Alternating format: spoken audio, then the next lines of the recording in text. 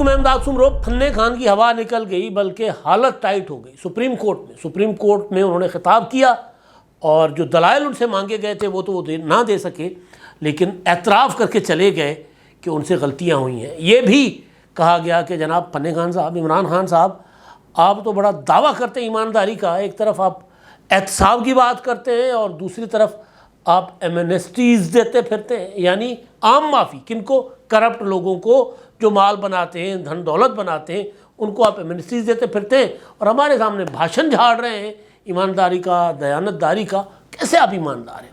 معاملہ آپ کو پتہ ہے کیا ہے؟ معاملہ ہے نیب ترامیم کو کالعدم قرار دینے کے خلاف اپیلوں کا۔ نیب ترامیم جو گزشتہ حکومت نے کی تھیں، وہ عمران خان صاحب کی محبت میں ان کو کالعدم قرار دے دیا تھا۔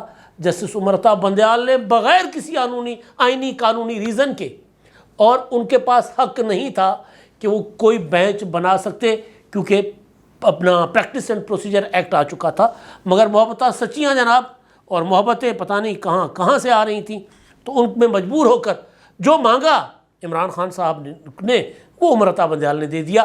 آج بھی عمران خان صاحب وہی کوشش کر رہے تھے کہ جو میں مانگ رہا ہوں مجھے دے دو بس۔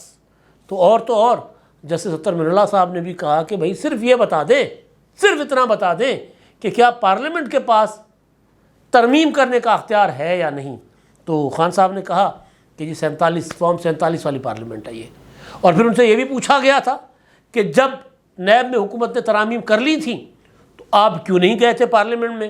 تو بھول گئے خان صاحب، انہوں نے پھر کہہ دیا کہ جی فارم 47 والی پارلیمنٹ تھی، میں اس لیے وہاں نہیں گیا۔ حالانکہ گزشتہ پارلیمنٹ فارم 47 والی نہیں تھی، 2018 کے انتخابات والی پارلیمنٹ تھی، جس میں عمران خان صاحب کو جتوا کر وزیر اعظم بنایا گیا اتحادیوں کی مدد سے۔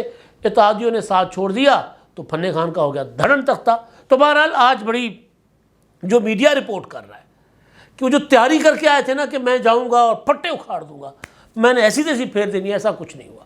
اور ایسا بھی نہیں ہوا کہ عمران خان صاحب کو بولنے کا موقع نہ دیا گیا، پورا موقع دیا گیا، یہاں تک کہ جب وہ بات کر کے جب ختم ہو گیا نا، خان صاحب کی باتیں جب ختم ہو گئی، کچھ جھوٹ کچھ سچ تو خیر ہوتا ہی نہیں ان کے پاس، لیکن بہرحال جب باتیں ختم ہو گئی تو چیف جسٹس صاحب نے کہا کہ جی اور کچھ بات کرنی ہے، نہیں ہوئی، تو بہرحال فیصلہ ہو گیا محفوظ۔ اب اس پر میں آنے سے پہلے ایک اور چیز، پاکستان کی عدالتوں میں نا بہت زیادہ رعایتیں ہو رہی عمران خان صاحب کے ساتھ۔ آج بھی جب عدالت میں ریکارڈ پیش کیا اپنا وفاقی حکومت نے، وزارت داخلہ نے، کہ عمران خان صاحب کہتے ہیں کہ جی میں قید تنہائی میں ہوں جناب، یہ ریکارڈ ہے، 104 ملاقاتیں کر چکے ہیں 28 ستمبر سے اب تک، اور اپنا یہ ان کو سہولتیں حاصل ہیں، تصویریں، سارا کچھ دے دیا گیا۔ تو اس پر بھی عدالت نے پچھلی سماعت میں عدالت میں غلط بیانی کرنے کے باوجود خان صاحب کو کہا کہ اگر آپ کو لگتا ہے کہ آپ کو وہ سہولتیں جو آپ کو ملنی چاہیے وہ دستیاب نہیں ہیں تو پھر ہم بھیج دیتے ہیں، کوئی کمیشن بنا کر آ کر وزٹ کر لے۔ تو خان صاحب نے کہا کہ جی بالکل۔ تو اب وہ جب کمیشن جائے گا تو پتہ چل جائے گا کہ کون سی عمران خان صاحب کو جو دی گئی سہولت ہے وہ جیل مینول کے مطابق ہے اور کون سی محبتوں میں دی گئی ہے۔ محبتیں بھی سچی ہیں نا، بہت زیادہ محبتیں۔ خیر، میں بات کر رہا تھا کہ پاکستان میں تو ان کے ساتھ بہت رعایتیں ہوتی ہیں، باہر پٹتے ہیں بھائی، ایسے پٹتے ہیں۔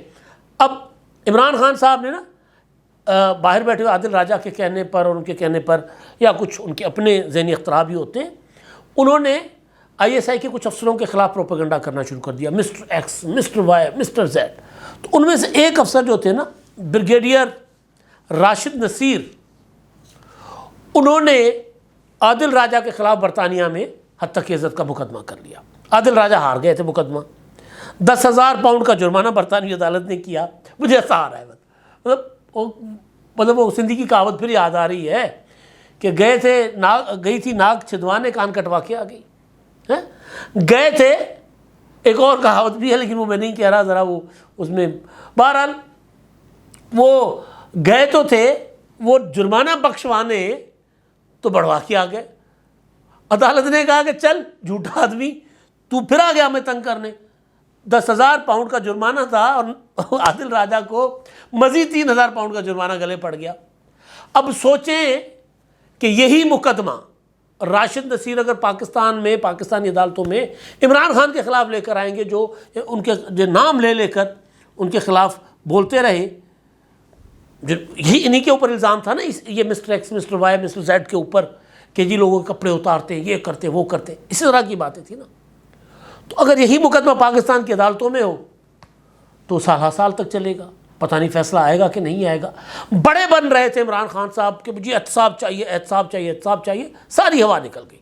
اب اس مقدمے کو سامنے رکھ کر میں احتساب والی بات پر آتا ہوں کہ عمران خان صاحب نے آج تک جن کے خلاف مغالطات بکی ہیں، جن کے خلاف پروپیگنڈا کیا ہے، اگر وہ پاکستان میں عمران خان کا احتساب مانگے تو عمران خان کی چڈی بنین تک بک جائے، کچھ نہ بچے عمران خان کے پاس۔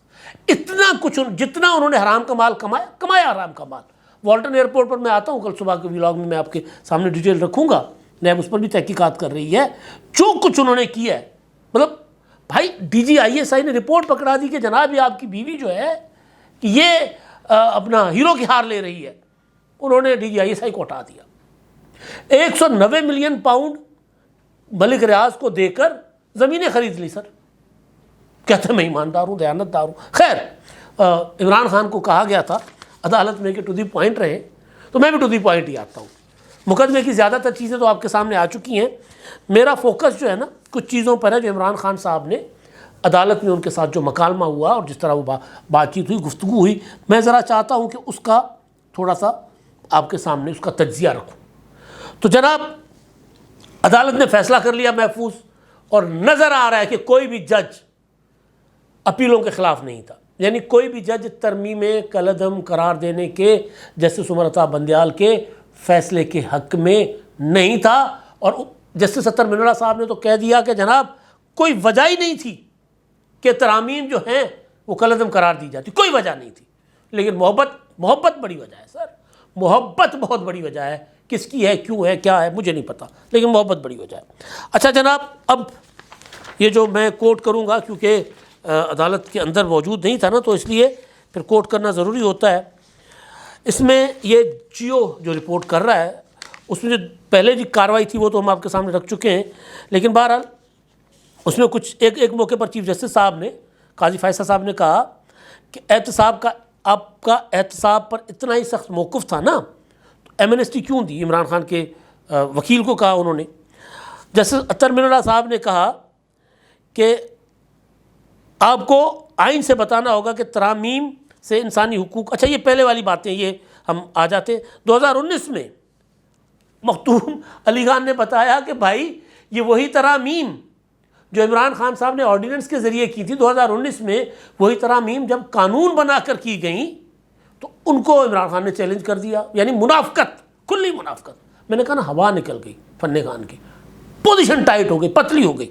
جب عمران خان صاحب کو وقفے کے بعد موقع ملا، چیف جسٹس صاحب نے ان سے کہا کہ جی آپ بتائیں آپ کیا کہنا چاہتے ہیں۔ پہلے تو کہا کہ جی آپ کو آواز آ رہی کہ نہیں آ رہی، تو عمران خان صاحب نے کہا کہ جناب مجھے ایک چیز سمجھ نہیں آئی، آپ نے لکھا، یعنی وہ جو چیف جسٹس صاحب نے پچھلی سماعت کا فیصلہ، میں نے گزشتہ سماعت پر سیاسی پوائنٹ اسکورنگ کی، مجھے سمجھ نہیں آئی کون سی سیاسی پوائنٹ اسکورنگ کی۔ چیف جسٹس صاحب نے کہا کہ جی اردو میں بات کریں، ویسے بڑے بنتے ہیں نا اردو دان، اردو میں بات کریں۔ تو خان صاحب نے کہا کہ مجھے تکلیف ہوئی۔ وہ خان صاحب ہی وہی ہے نا جو کہتے تھے میں ان کو تکلیف پہنچاؤں گا، ان کو رلاؤں گا، اب خود کہہ رہے ہیں مجھے تکلیف ہوئی کس چیز کی؟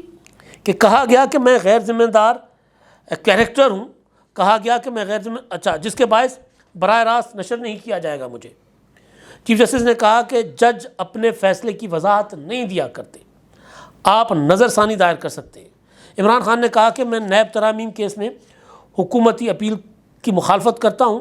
جسٹس اطہر من اللہ صاحب نے کہا کہ ترامیم ہوئیں تو اچھا عمران خان کہتے ہیں کہ جسٹس اطہر من اللہ نے کہا کہ ترامیم ہوئی تو میرا نقصان ہوگا، مجھے 14 سال قید ہو گئی ہے، میں نے توشہ خانہ کے تحفے کی قیمت کم لگائی، 2.25 کروڑ روپے کی میری گھڑی 3 ارب روپے میں دکھائی گئی۔